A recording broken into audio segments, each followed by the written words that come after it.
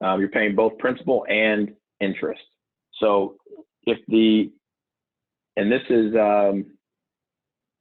here is showing the APR, okay, your annual percentage rate, 5%, 6%, 7% per year. And if you wanted to do it for 4 years, that would be here, right? So 12 months, 1 year, 2 years, 3 years, 4 years, 5 years, 6 years. So if we go down to 16% and then go across to 48, that would be $28.34. That's how we read that table. Okay.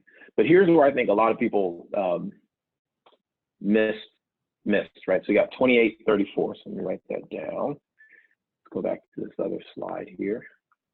Y'all bear with me while I try and be, I was going to say fancy, but I just want to be effective, which requires me to jump from screen to screen.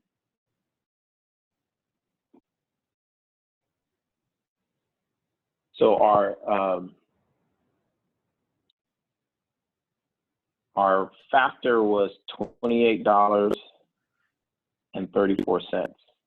Okay, that's for every $1,000 that we borrow, but we're borrowing $4,000.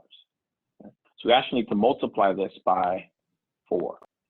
If you take 4,000, divide that by 1,000, is 4, right? That equals 4.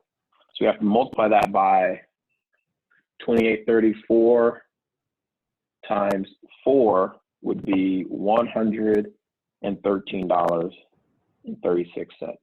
That would be her monthly payment, $113.36.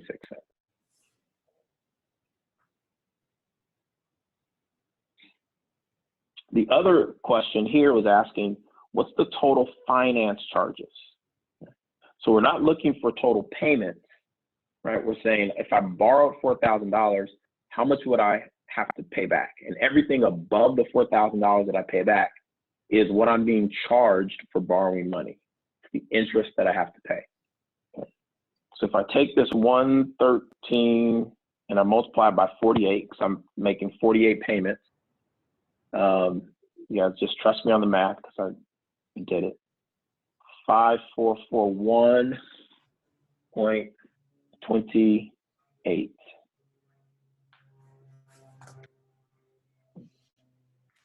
Now remember, I borrowed $4,000, right? So that's what I have to pay back. I also have to pay back an additional $1,441.28. So this is what would be considered my finance charges.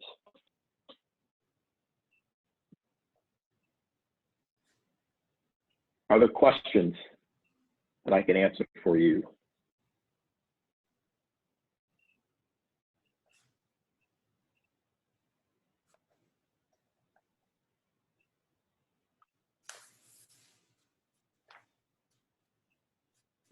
So the next question says, what if she reduced the loan to 3 years? So instead of paying it in 48 months, she wants to pay it off in 36 months. Okay. So if we were to look at that, where did she go? If we were to look at that chart, so now we're still at 16%. We come over here, we're paying $35.16 for 36 months.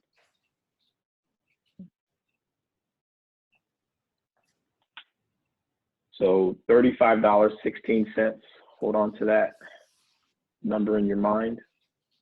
I come over here and write that down.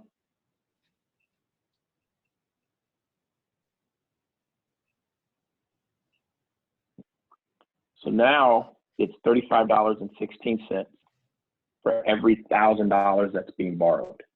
Okay. But I'm borrowing $4,000, right? So that means I have to multiply that by 4, which means my monthly payment now is higher. It's $140.64. Now, first blush, that sounds worse, right? Because I'd rather pay $113.36. then pay $140.64. Okay. But watch what happens when we look at the total amount that we have to pay over time. So we're paying it over 3 years, right? So that's 36 months. That would be a total of $5,063.04. I'm only borrowing $4,000. So my finance charges is $106,304. So I'm paying less than what I was paying if I did that over 4 months. If you forgot that number, I'll write it down again. It was 1,441.28. So I'm saving $400, almost $400, by paying it off a year early.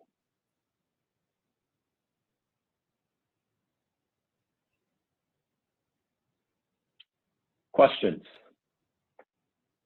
I have a question. Besides the chart, is there a way to find out, because for the homework, they give you the chart where it says 16% for 48 months and you get like 28 something.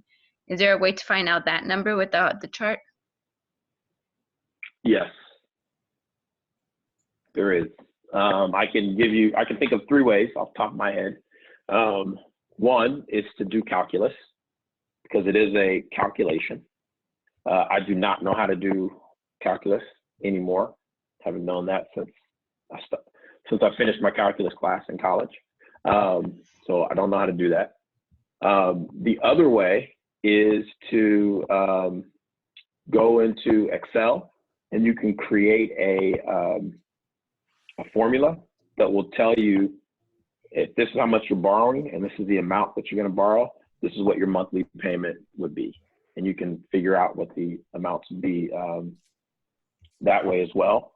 The other way is that you can go and just Google amortization schedules like this to get more, to get a number that's more attuned, right? So if this is only going from, I think this one's only going like 5, 6, 7, 8. If you're paying 4% interest, I'm sure you can find a 4% table out there to use. And if it was for 30 months, I'm sure you can find a 4% table for 30 months. Okay.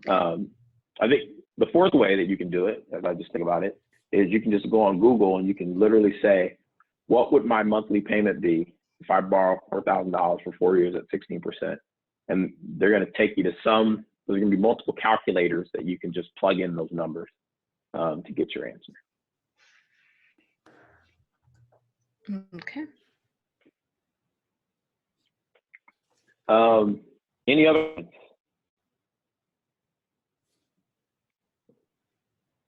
The last one I want to show is what happens if you can afford a down payment of $500. Okay. So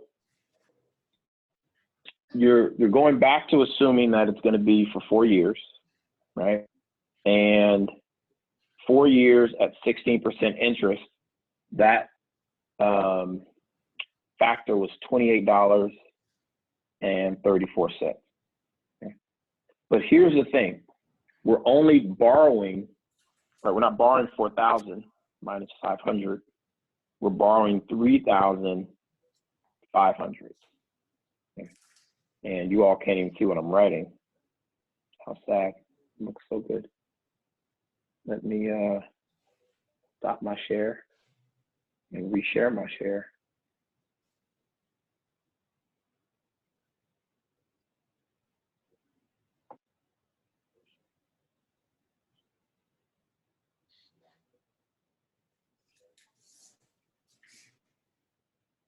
So it was $28.34, right? When we borrowed 16% over a 4-year period. But instead of borrowing 4,000, we're only borrowing 3,500. Okay. Now I'm going to do some silly math here, but I want you to catch this, because this is for $1,000 that's borrowed. If I divide this by 1,000, I get 3.5. So this 3.5 is what I multiply by this number here. And that would get me $99.19.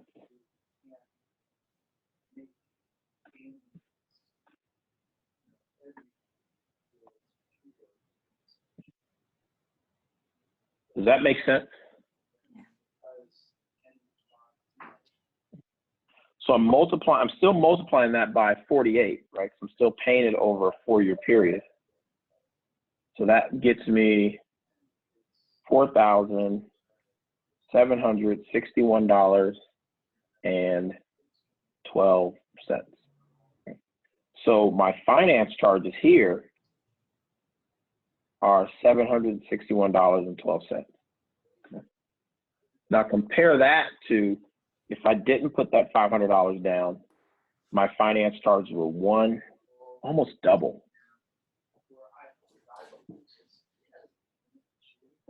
Almost double by not putting down that $500.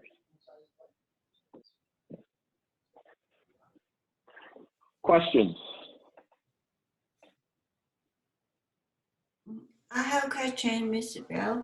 Is you pay the $500 down payment, and the furniture cost $4,000, and is it the number you minus is 3,500? I minus the 500. That's the down payment.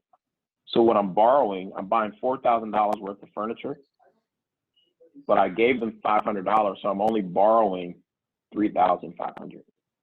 Yes, and then you when you calculate the financial charts, you use the. Oh yeah, sorry, I used the wrong number. You're right. Oh, okay. Yeah, sorry about that. It's okay. So that is. I confused this. No, thank you. All right, yeah, 12,600. Yeah, so sorry, I was like almost double. It's not almost double. Okay. Thank you. About a $200 difference.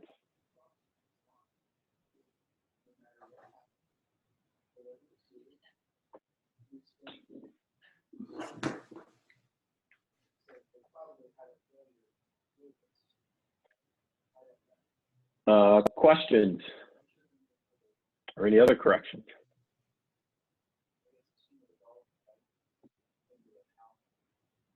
All right, so let's look at the other one here. So we want to calculate the debt payment to disposable income and the debt to income ratio. So let's start with the debt to income ratio. The debt to income ratio, you look at your debt payments and you divide it by your gross income. So before taxes and deductions. So here, and this is where I saw a couple of people get tripped up. Your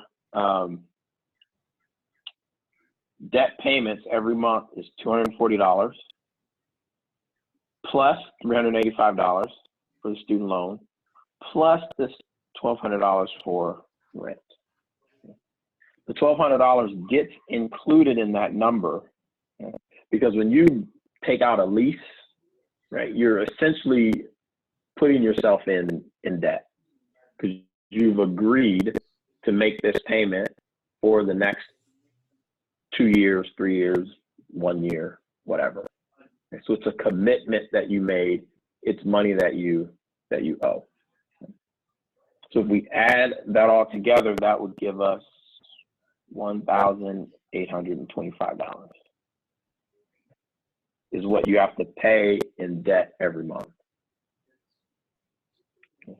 Now the gross income, they say is $70,000 per year. But if you take that $70,000, because we're looking at it on a monthly basis, divided by 12, that gets you 5,833.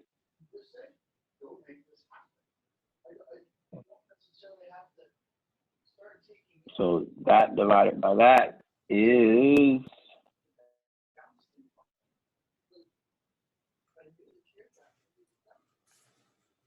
31.3%.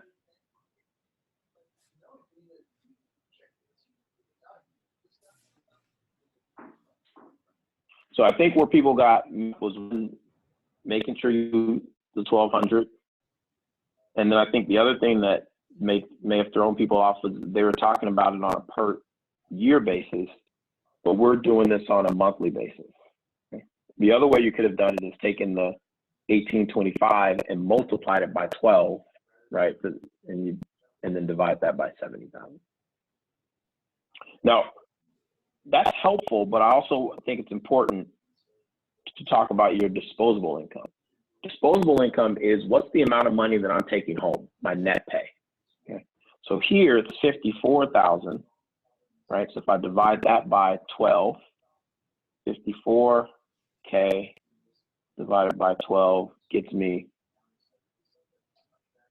4,500. So that's what I'm actually taking home. So if I divide my expenses, 1,825, by my disposable income, that gets me 40.5%.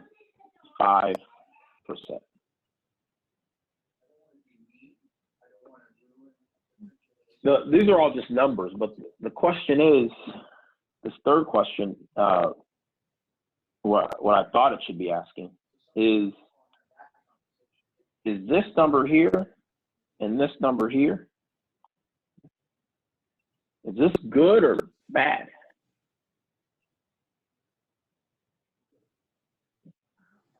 So, too bad you guys can't see that. Good. Let's see. Let me try that again.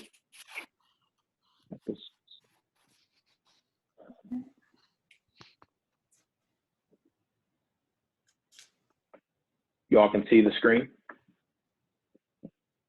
So it depends, right? If you're usually, if a company, they're going to loan you money for a mortgage, right? They want to see your debt to income ratio somewhere around 36%. Okay. And so anything above 40% is considered not good, right? Because we haven't even talked about food, clothing, you know, maybe transportation's in there if you rented your car, but gas is not in there. Entertainment, all of these other things are not even factored in. So if they're loaning you money, they want to make sure they're going to get paid. Okay? And so I think it's an important distinction, this 31% versus this 40%, because that 31% really is a misleading number, because you're not bringing home $5,833 every month. You're actually bringing home $4,500, right? So you're somewhere in this, barely touching on this 40% versus being comfortable in this 20 to 40%. Questions?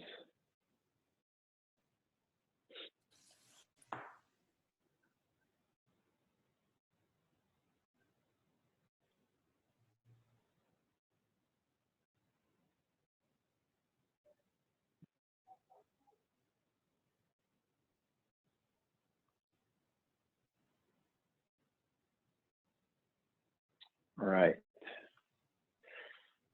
Hearing none.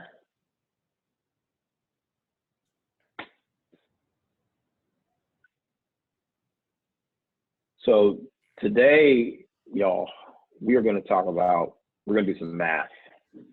Do a lot of math. So all those math junkies out there, you can get excited. All those people who don't like math, just grin and bear it. All right. So when we left off on Wednesday, we were talking about bonds.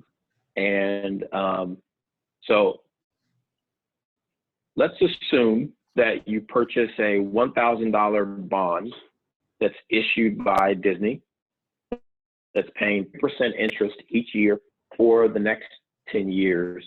And you purchased this back in 2016. Okay. So to figure out how much interest you're earning on that, on this investment, you want to calculate the face value, which is the $1,000, times the interest rate, which is 3%. That's how you figure out how much interest am I earning each year.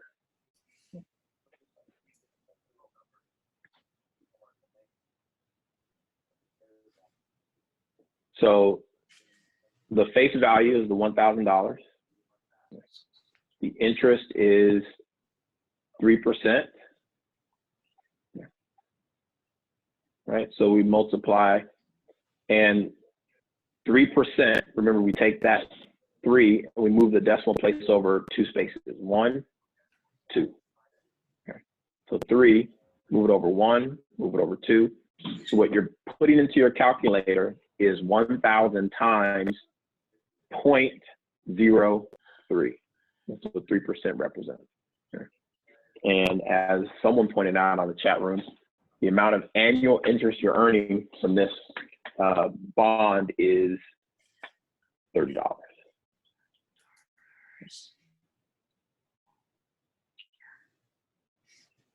What questions do you have on that?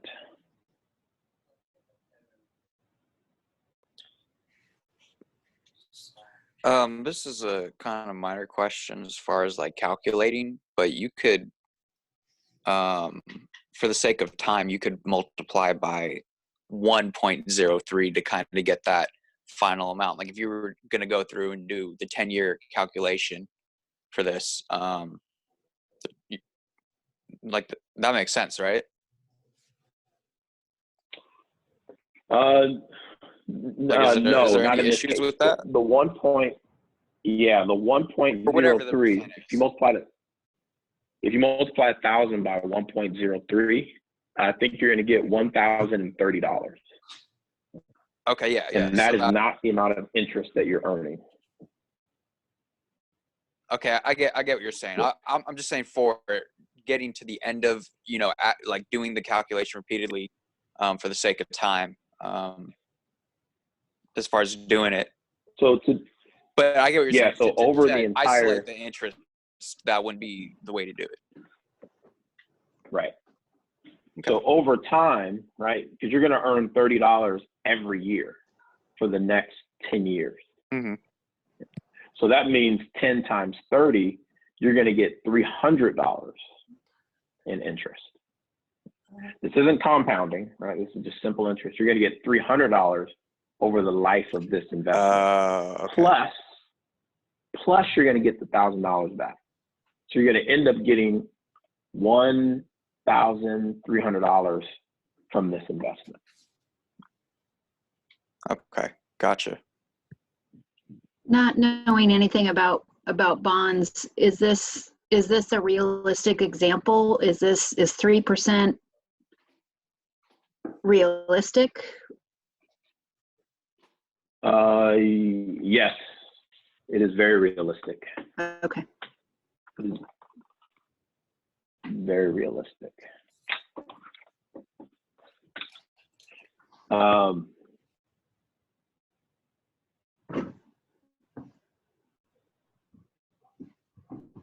But here's the way bonds work, okay? A bond is a contract. So when you go out and when they're setting this contract up, right, they're gonna set a price, 3%. And they're gonna pay that from 2016 to 2026. That is not going to change. Okay, that's the contract. But what does change is the market, right? The market may say 3% is really good right now, or 3% is really bad right now. Okay? But Disney's going to be stuck for the next 10 years with this contract that says, yeah, we're going to pay you 3%. Okay?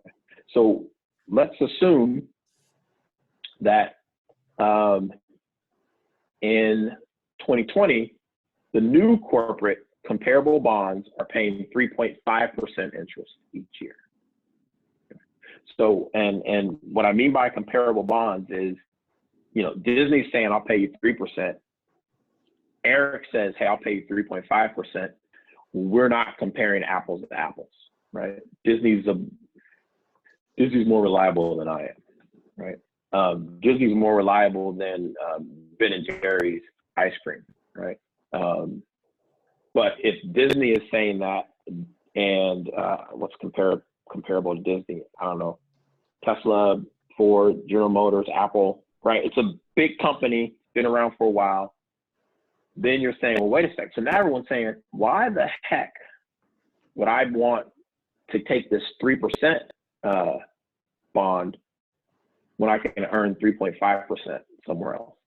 So you see my smiling son here with BB-8. When he hears that with Disney, that's what his face does when he realizes 3.5%. So to get the approximate market value, okay, so what's going to happen is Disney's going to have to sell their bond at a discount. They're going to discount their bond because they need people to still buy the bond, right? Or, yeah, I'll say it that way. So you're trying to figure out, so this is not worth $1,000 anymore for this deal. What am I willing to pay to accept 3% versus 3.5%? You guys understand this, what I'm getting at here? So you take the dollar amount of annual interest divided by the comparable interest rate that you would have earned somewhere else. So the dollar amount of annual interest is $30, right? 3% times the 1,000 we calculated. But you're comparing that to, but I could earn 3.5% of $1,000 somewhere else.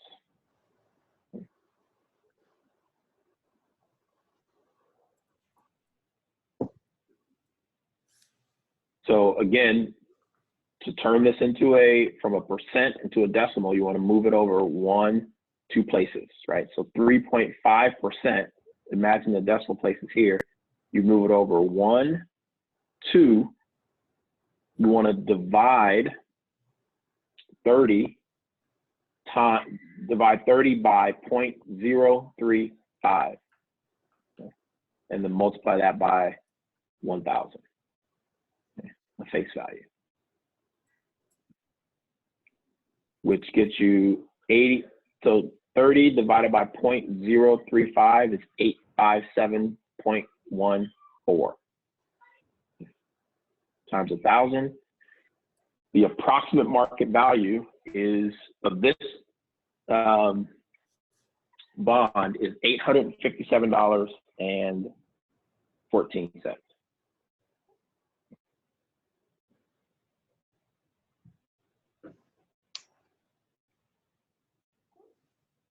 What that means, these are all numbers, but let me tell you what that means. You can go in, or you can purchase, you can pay $857.14 and buy an investment that says we're going to pay you $30 every year until 2026, right? 10 years from 2016. Plus, we're also going to pay you at the end of the term $1,000. So you're paying $857.14 to get $30 every year plus $1,000 when it matures.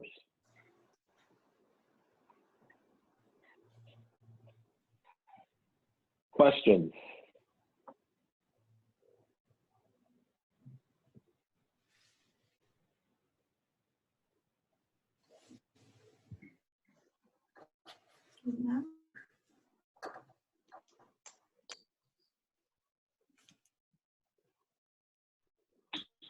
The last number, the 857.14. Mm-hmm. You multiple 1,000 and the last number seems as the above. Is that you like 10 to 50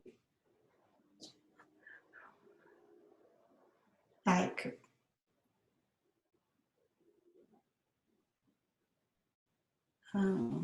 let's see 857 thousand more.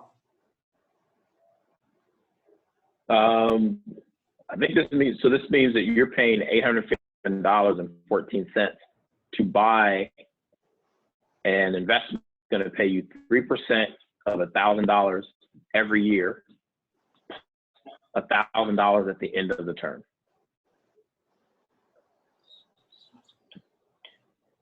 Let me show you guys a real example.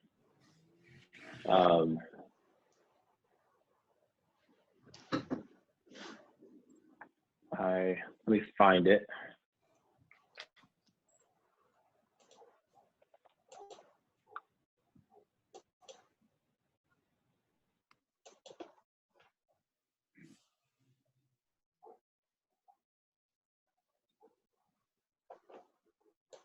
All right, so this is a real example.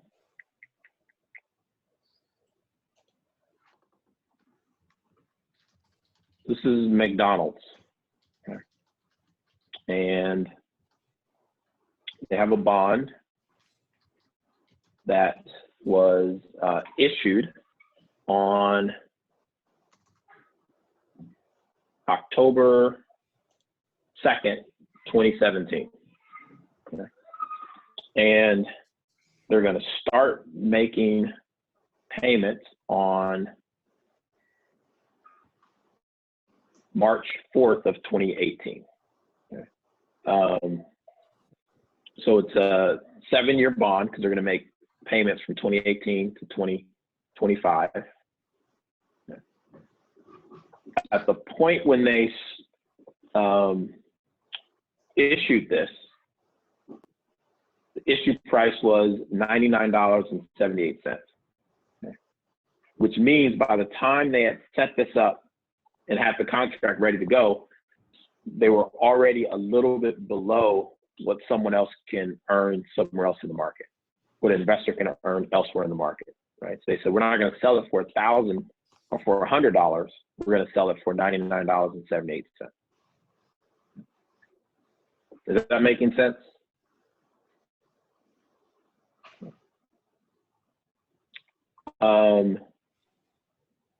So its par value is $100, right? They're going to pay 3.125%,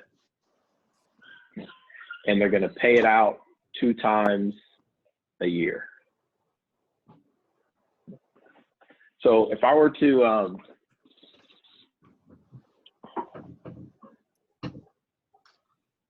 see if we can put this.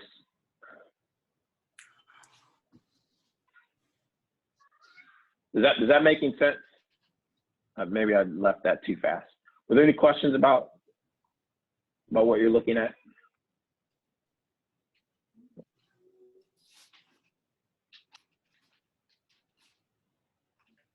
So this is a real life example. McDonald's issued bonds. So there's a bond rating somewhere. So you can say, is this a good deal or not? BAA1. Remember, this is really good, high grade. This is a medium grade bond. Right here, these are the junk bonds. So when we talk about comparable bonds, you want to look at other bonds that are issued by corporations that are in this range. So if we were to look at the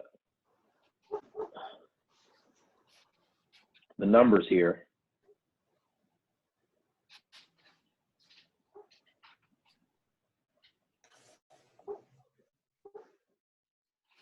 so we have a $100 is our par value. The coupon rate is 3.125%. Real example, y'all. The term is 7 years. The price when it was issued was $99.78, or 99.78% of par value, so $99.78. And the number of payments is 14, because they're paying it out 2 times a year. So let's assume that someone bought $1,000 worth of 10 bonds, right? 10 bond certificates.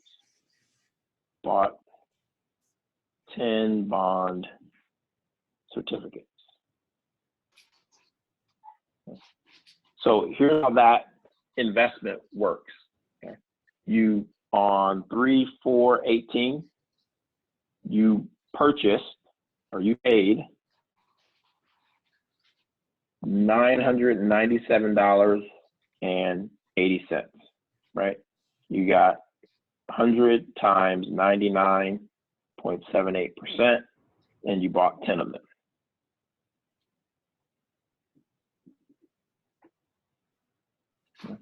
It's not percent, right? 100 times 99.78.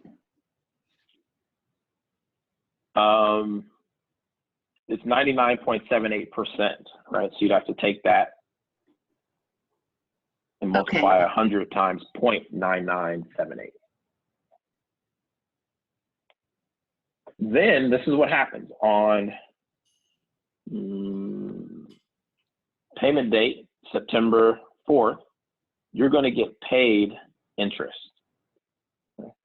Your interest is going to be equal to the par value, 100 times 3.125%.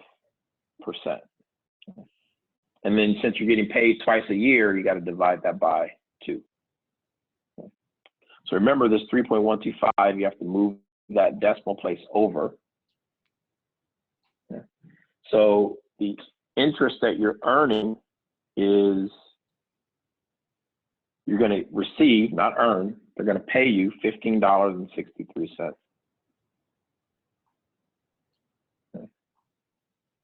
And then on March of 2019, you're going to get some more interest. Same calculation, 100 times 0.03125 divided by 2. You're going to get another $15.63. So even though you paid $99.78, you're going to receive interest based off of the $100.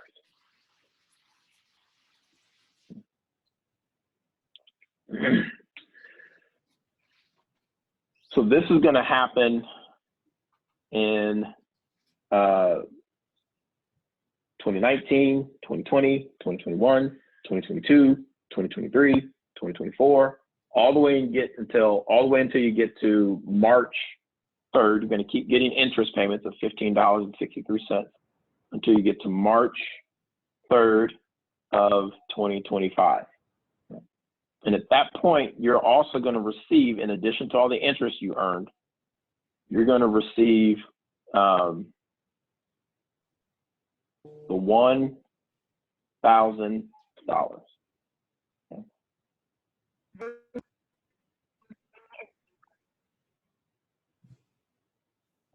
So this is the 10 certificates you bought with a par value of $100 each.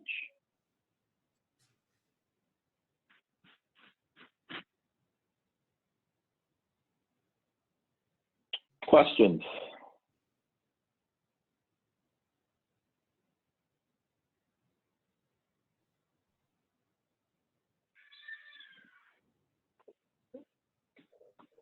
So here's the thing though, right?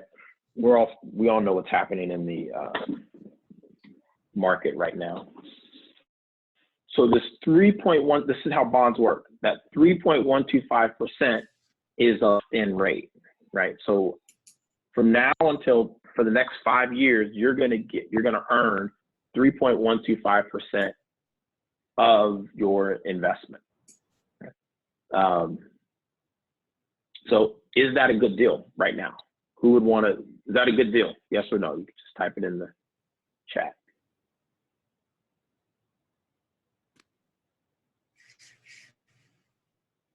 Or you could say it. Is that a good deal? Right now. So who says yes? Thomas says yes, says yes. 3 people, 4 people, yes, yes, yes. I would love that. Yeah. I'd love to give you $100, or even better, give you $99.78, and then you're going to pay me 3.125% of $100. So you all are, what about, is the price higher than 100 when the bond gets expired? I'm going to answer that question in a second. So you all are very savvy investors because you all are now wanting to purchase that, right? Yeah, I'll buy that. Well, guess what, smart people? If you wanted to buy that today, it will cost you $102.78. So you're going to have to pay more than the face value in order to lock in that 3.125% in interest. Mm-hmm.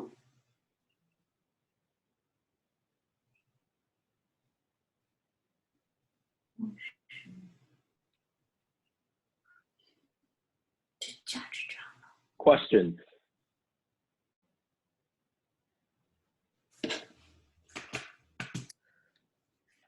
What about if the price is higher than 100 when the bond gets expired on 3/3/25?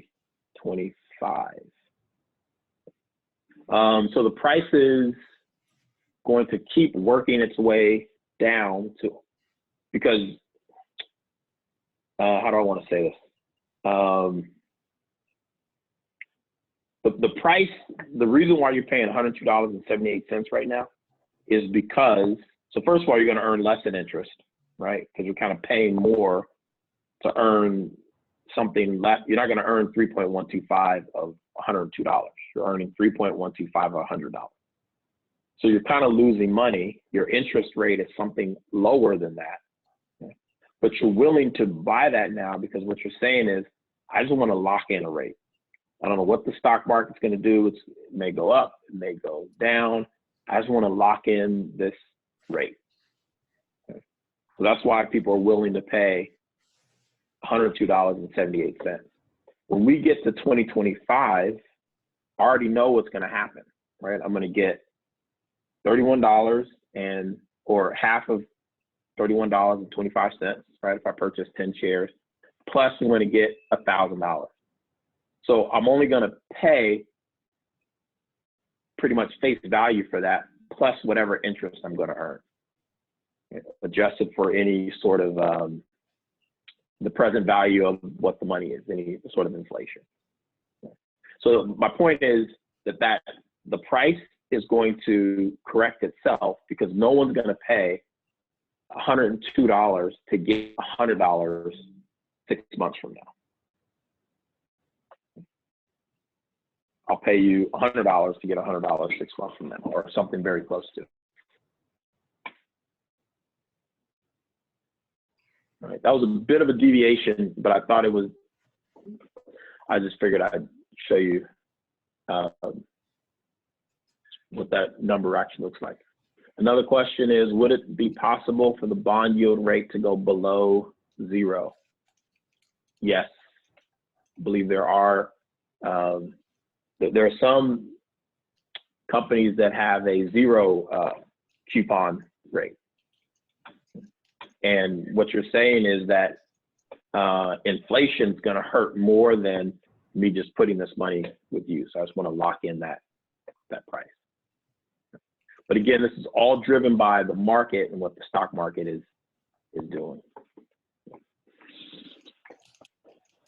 Great questions. Other questions?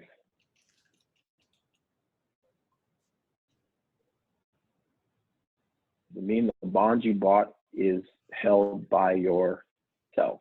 I mean, you can't sell it, right?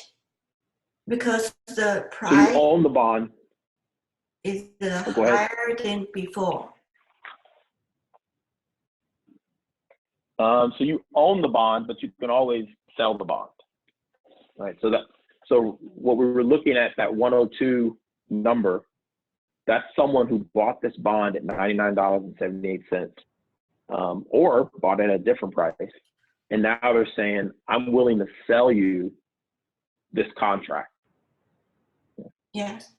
So you can people still trade bonds, right? You're not locked in. You don't have to hold it to the very end of the contract. But when you sell the bonds you bought, you lost money, right?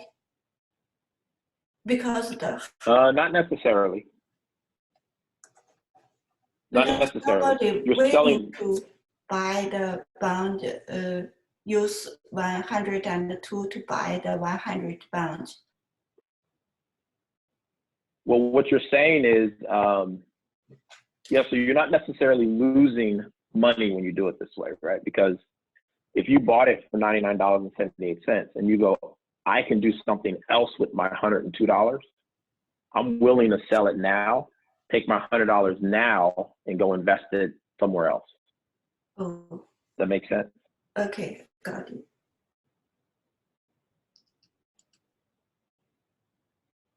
Other questions?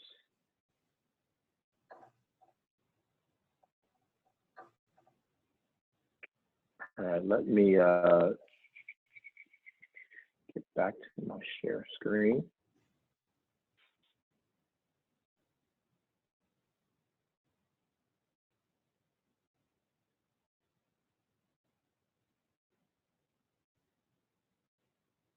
All right, so this is, assume you purchased, this is kind of what we're just talking about, a $1,000 bond that was issued by D.R. Horton. They're a home builder that pays 4.75 interest each year. New comparable bonds are PIG, paying 4.49% interest each year. So the price of the bond is 105.7. I know you can't see that. Sorry. So to figure out the current price, right, this is we just went over this. You take the bond price quote of 105.7 and you multiply it by the face value of the bond. And so here, the bond price is 105.7, just like that bond price, the McDonald's is 102 point, whatever it was. You multiply that by face value. This 105.7 is 105.7%. Okay. So that 102 point something for McDonald's was 102 point something percent, right? So same thing with percentages. We have to move the decimal place over 2 spaces. Okay. So when we do that, it's like we're multiplying it by 1.057. Okay. So it gets our current price of 1,057.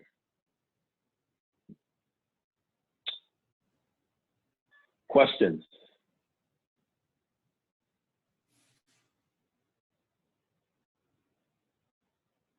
Questions?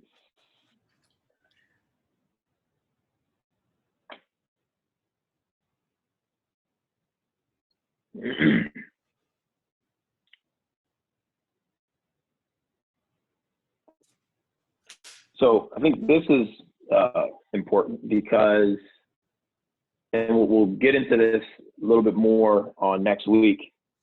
We ultimately want to know, what are we earning from these different investments that we're doing, right? So we say our current yield is how much income are we earning from this, right? You think about a farmer, and how much is this crop going to yield? How much am I making off of this crop? Okay. So we bought this at 5.0, 105.7. So to get the current yield, you're going to divide your annual interest amount by your current price. Okay.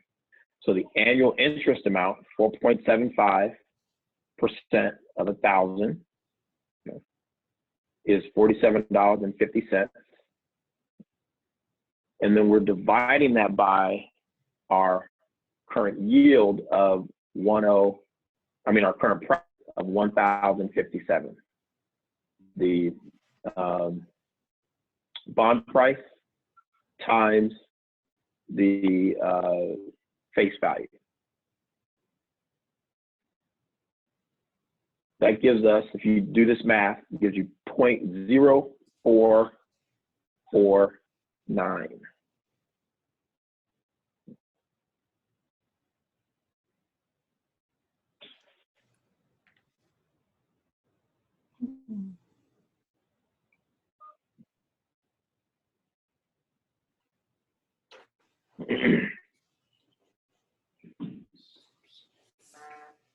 So here we're going the opposite, right? We want to turn this decimal into a percentage. So when you're turning a decimal into a percentage, you move this over to 2 spaces.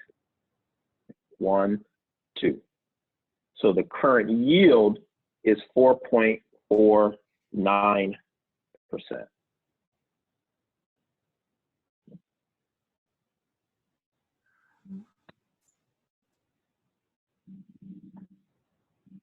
Now, these are all just numbers, right? Until we say what it means. So let me tell you what this means. What we're saying is, even though it says that you're going to earn 4.75%, we're actually only earning 4.49%.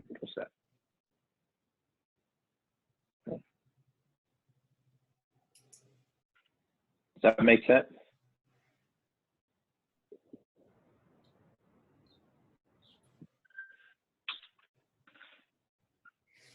So if we were to go back to that McDonald's example, what questions do you have?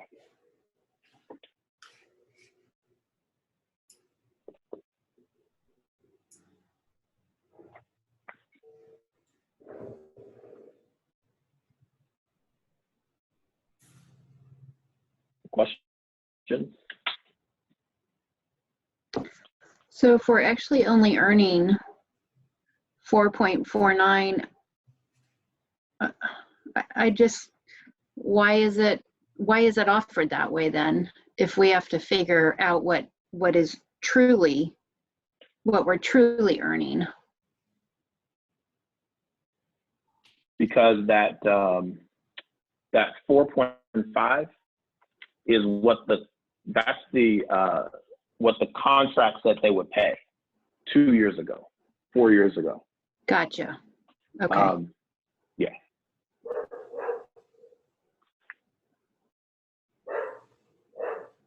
Other questions?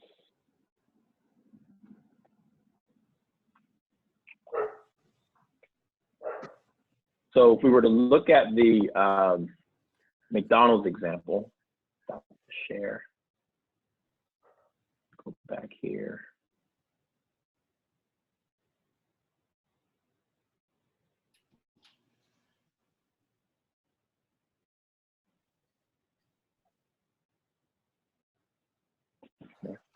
So it was trading today at 102.78.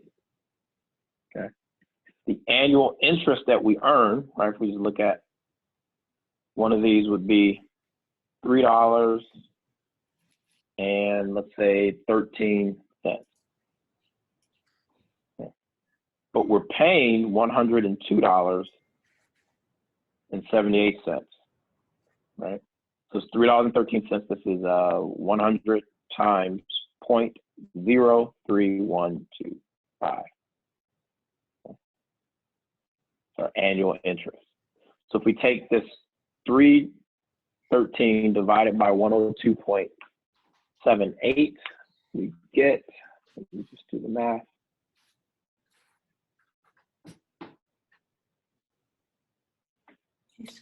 That equals 0.03045. I move that decimal place over 1, 2. Okay. I'm earning 3.3045%.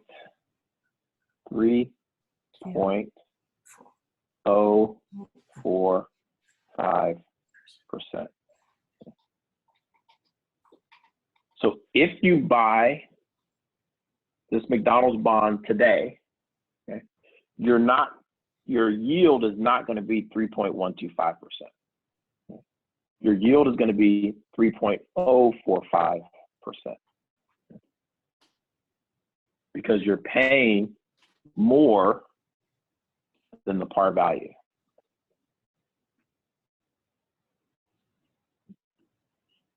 But remember, with the bond, you're locking in this 3% rate. Okay. So if you expect that when shelter in place gets lifted, and after the presidential election, the market's going to shoot up another 10%, you don't want to earn 3%. You don't want your money locked up in this 3% rate here. Yeah.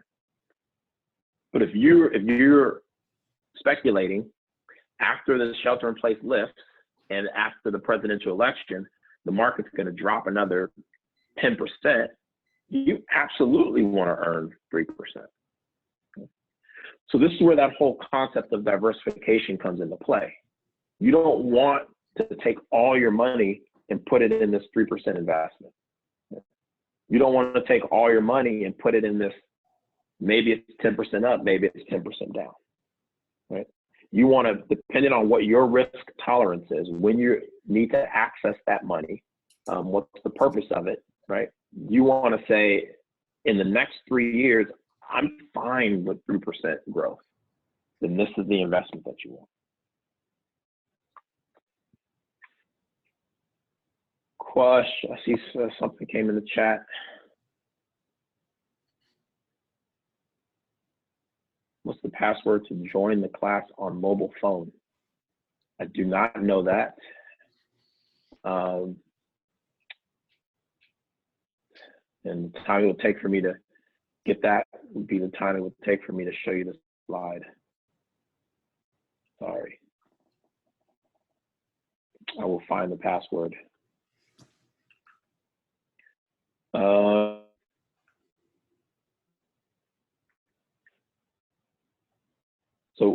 Well, we don't have time to do that. But that's on Canvas. You can take a look at it. If you have questions, you can ask me. Still keeping office hours, connect with you all, talk about what we're talking about in class, or even other personal financial questions that you have. I did want to give you guys a heads up to continue working, if you haven't, start working on your personal financial plan, right? That's going to be your final term project. In every module we've been going through, there's been some prompts, things that you can do along the way to help prepare, okay? But we're looking out like months in advance, weeks in advance of what's going to be coming down the pipeline. But I don't want people to feel like I just sprung this on them at the last minute. Yeah, finally, just a reminder that on Wednesday, when we meet, we're going to have a guest speaker. So please come prepared with your questions. She is from Los Positas Financial Aid. So if you have financial aid questions, you can ask that. But she also does workshops on campus, obviously not now, about personal financial planning. So she's just going to give us a whole overview of it. And so her name is Mila Jabbar, and I'm looking forward to enjoying her as well. All right, I've went over my time. You all have a great